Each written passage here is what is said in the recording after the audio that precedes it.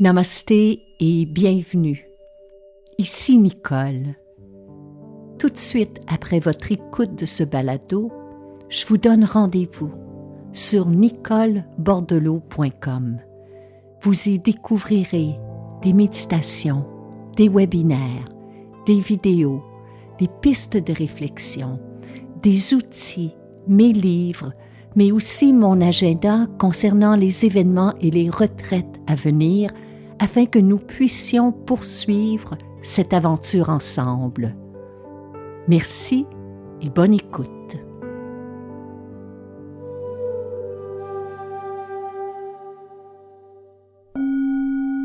Heureuse de vous retrouver. Bienvenue à un autre épisode de Nicole Bordelot en balado.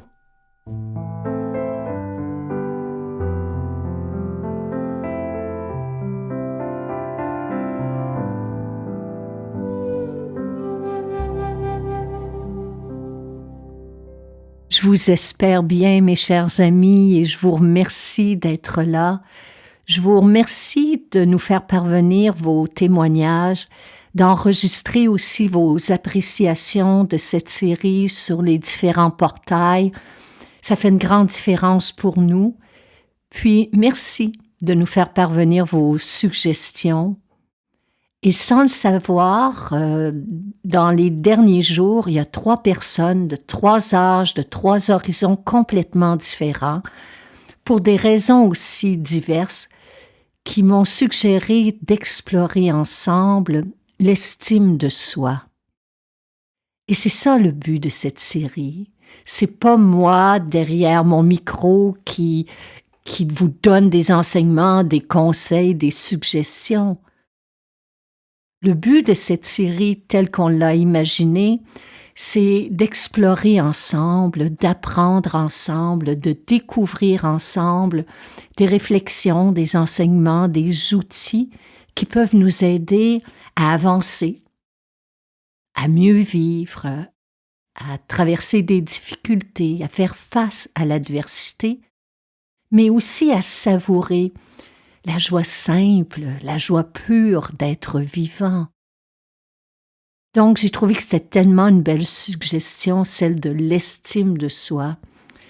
Puis je me suis rappelé qu'il y a quelques années encore, dans ma tête, c'était pas clair quelle était la distinction entre la confiance en soi, l'estime de soi et l'affirmation de soi.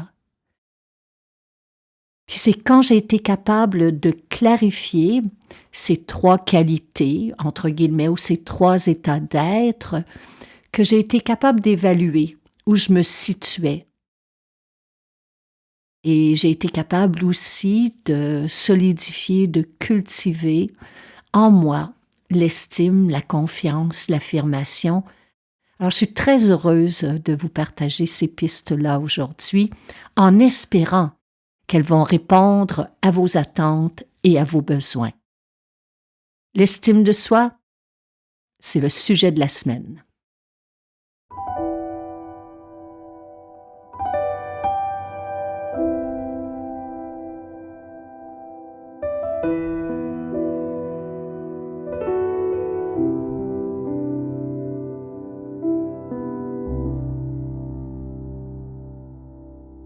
Commençons donc par clarifier et distinguer qu'est-ce que l'estime de soi, qu'est-ce que la confiance en soi, qu'est-ce que l'affirmation de soi. Très simplement, la confiance en soi, c'est la reconnaissance de nos compétences. C'est être capable de s'appuyer sur notre expérience, sur notre savoir. C'est avoir appris de nos erreurs, de nos chutes, de nos rechutes.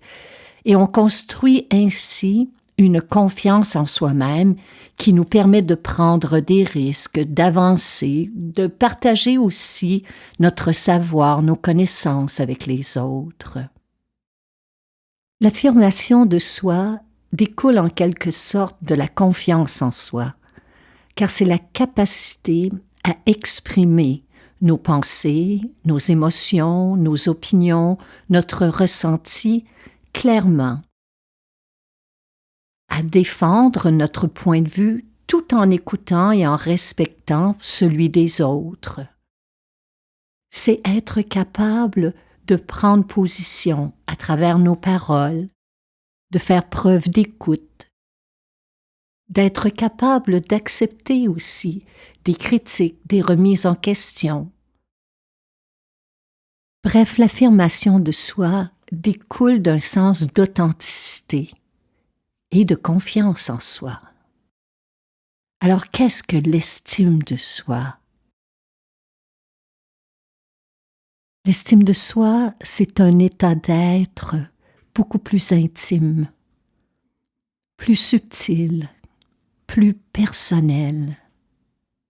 En fait, c'est l'opinion et le ressenti que nous avons à propos de nous-mêmes.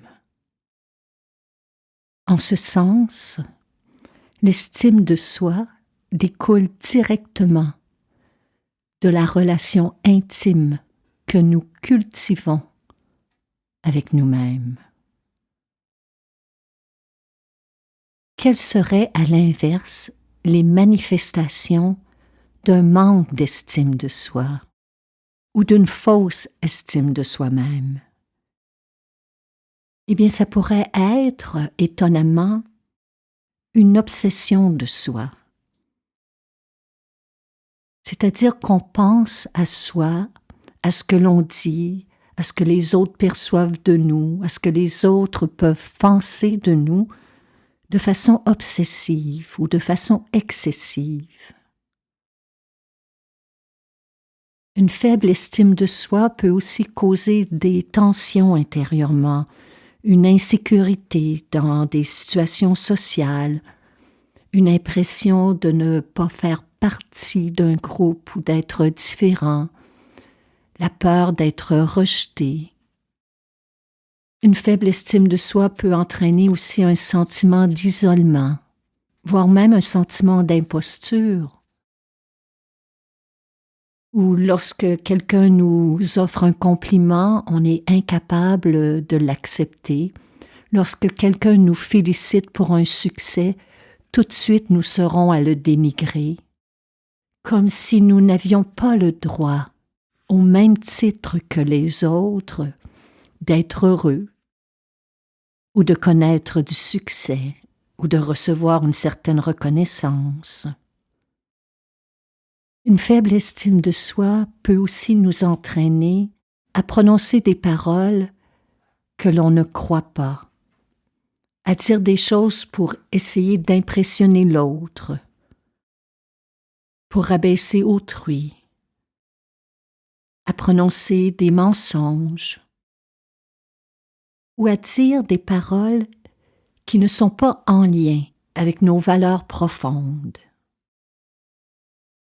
Lorsqu'on a une faible estime de soi, on pourrait aussi procéder à des choix de vie qui sont contraires à nos envies. Et étonnamment, les gens qui ont une faible estime d'eux-mêmes hésitent très souvent à demander de l'aide ou à tendre la main lorsqu'ils en ont besoin. Chez l'être humain, l'estime de soi est quelque chose qui s'acquiert dès la petite enfance. Si nous avons eu la chance d'avoir autour de nous des adultes qui étaient encourageants, qui nous aidaient à traverser nos apprentissages avec bienveillance, qui nous encourageaient lorsqu'on tombait à se relever, qui nous supportaient, mais aussi qui nous aidaient à développer une image positive de nous-mêmes, eh bien nous avons déjà une bonne estime de soi. Mais pour bon nombre d'entre nous, c'est à cultiver, c'est à renforcer. Et l'heureuse nouvelle, c'est qu'il n'est jamais trop tard pour développer une bonne estime de soi. On la cultive en s'accordant du temps, pour observer ce qui se passe en soi-même, pour observer les pensées que je cultive à propos de qui je suis, les questionner, voir si elles sont justes ou fausses. Quelle est l'image que j'ai de moi-même? Est-ce que cette image est positive ou négative? Est-ce que j'ai tendance à me comparer négativement aux autres? S'accorder chaque jour un moment pour ressentir ce qui se passe en soi, pour accueillir nos sensations, nos émotions, les respecter, les honorer, cela fait partie du renforcement de l'estime de soi. S'encourager également, se féliciter de temps à autre, pour se donner le courage de continuer à avancer, à progresser dans notre vie. Tout cela fait partie d'une saine estime de nous-mêmes. Donc, on peut voir clairement que l'estime de soi est indissociable de la conscience de soi et de la connaissance de soi. Elle nous permet d'avoir un certain recul, de s'observer, de s'analyser, mais sans se comparer, sans se juger. Ces analyses, ces observations de soi ne servent pas à nous mépriser, à nous critiquer.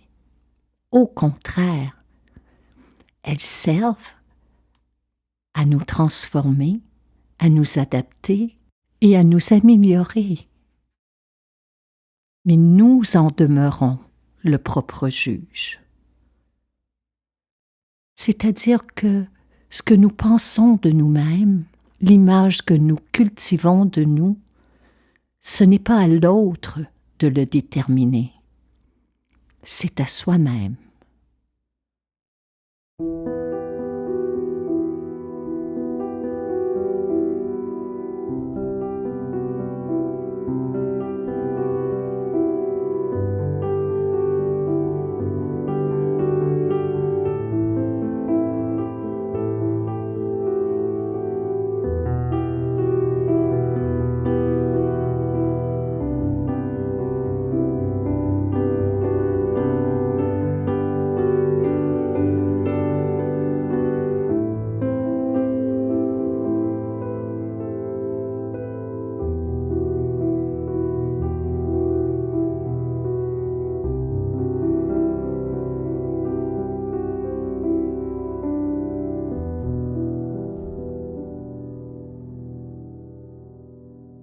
S'il est vrai qu'une bonne estime de soi est déterminée par des expériences antérieures, par des renforcements que nous avons reçus de notre entourage,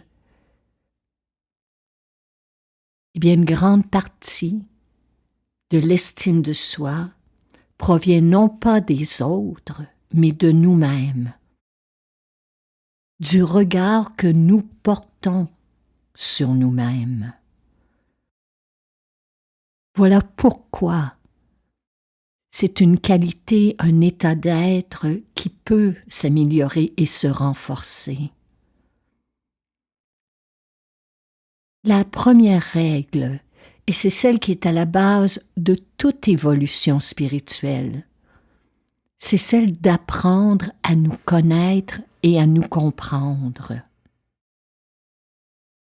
De réaliser que nous sommes un être humain, ce qui signifie que comme tout le monde, sans exception, nous avons des qualités et nous avons des défauts.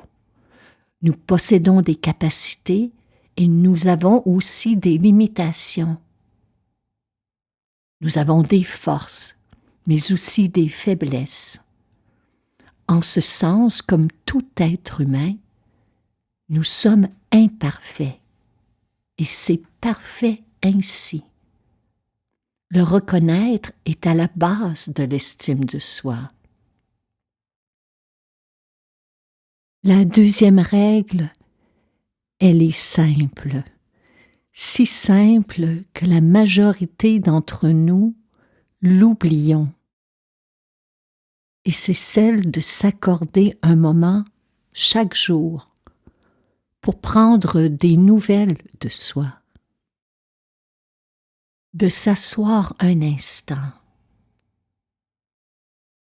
pour ressentir ce qui se passe intérieurement,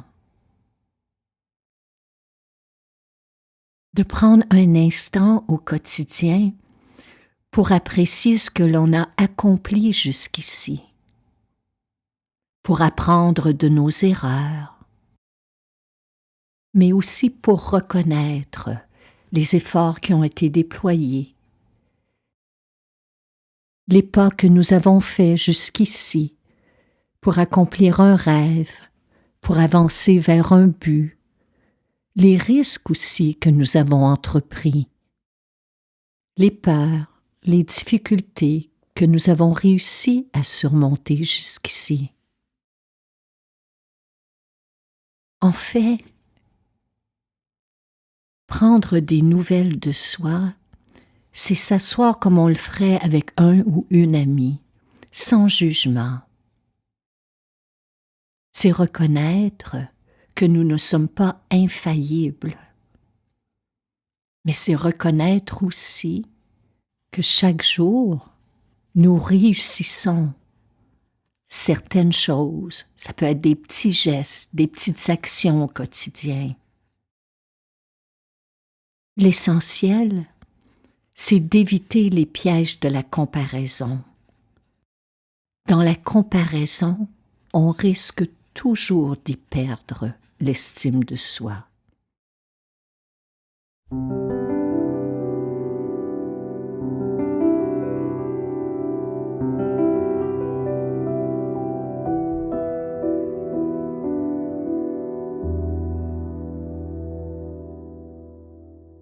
Pour cultiver l'estime de soi, il faut aussi prêter attention à nos pensées.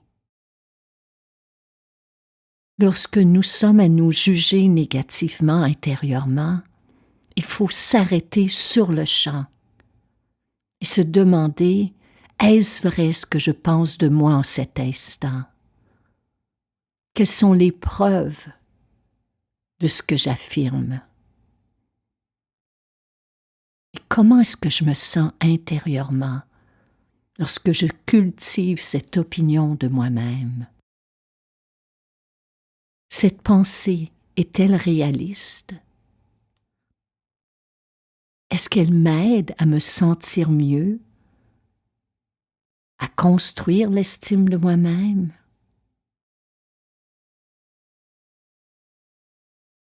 Prêtons attention à nos pensées. Ce sont les semences de l'estime de qui nous sommes.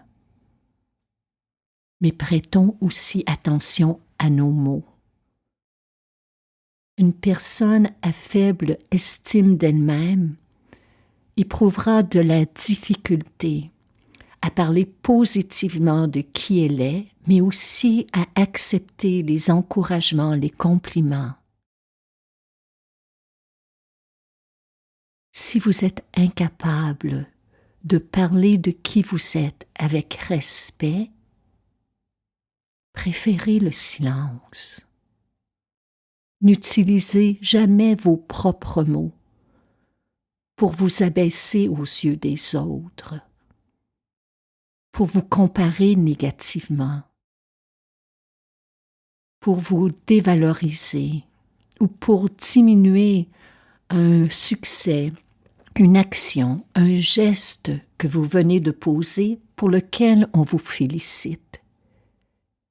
Exercez-vous à dire merci sincèrement et humblement. Exercez-vous à accepter les compliments.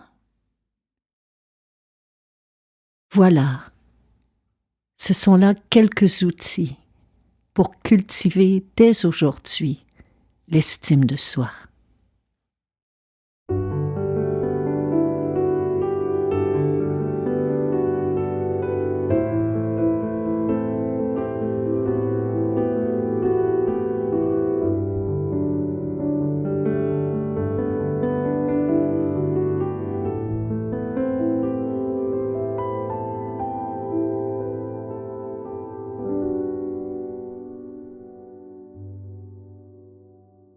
Une personne qui a une bonne estime d'elle-même, ça se voit aussi dans sa posture physique.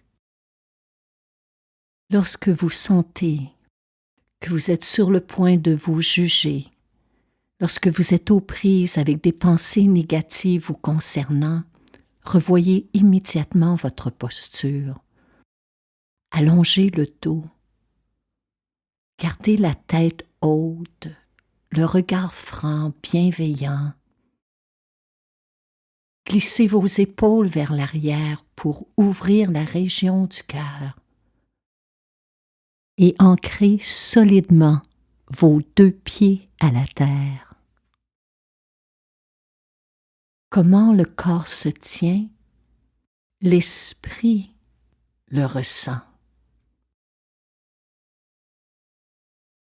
Et ce que l'esprit pense de soi, le corps le perçoit. Notre corps et notre esprit sont indissociables. Donc, il suffit de travailler avec nos pensées, mais aussi de s'exercer à habiter, à s'incarner dans notre corps. Le deuxième outil, respirer. Plusieurs fois dans une journée, prenez de longues, lentes et profondes respirations par le nez. Cultiver l'estime de soi, c'est savoir recevoir et c'est savoir donner. Et ça commence avec notre souffle. Être capable de recevoir l'inspiration dans tous les sens du terme. Être capable aussi de laisser aller, de lâcher prise sur des pensées qui ne nous ressemblent plus, qui ne nous servent plus, qui nous affaiblissent ou qui nous diminuent. Alors plusieurs fois dans la journée, inspirez profondément, expirez lentement. Prenez des moments aussi pour clarifier vos opinions, pour clarifier vos idées. Et exercez-vous à voix haute, lorsque vous êtes seul, à vous exprimer. N'ayez pas peur des erreurs, n'ayez pas peur des échecs. Ça fait partie de l'expérience humaine. Et osez exprimer votre créativité, votre authenticité. Osez être vous-même. En tant qu'être humain, il y a des droits qui vous sont acquis. Et ils vous sont acquis dès la naissance. Le droit d'être aimé, le droit d'être en sécurité, le droit d'être respecté, le droit d'être heureux.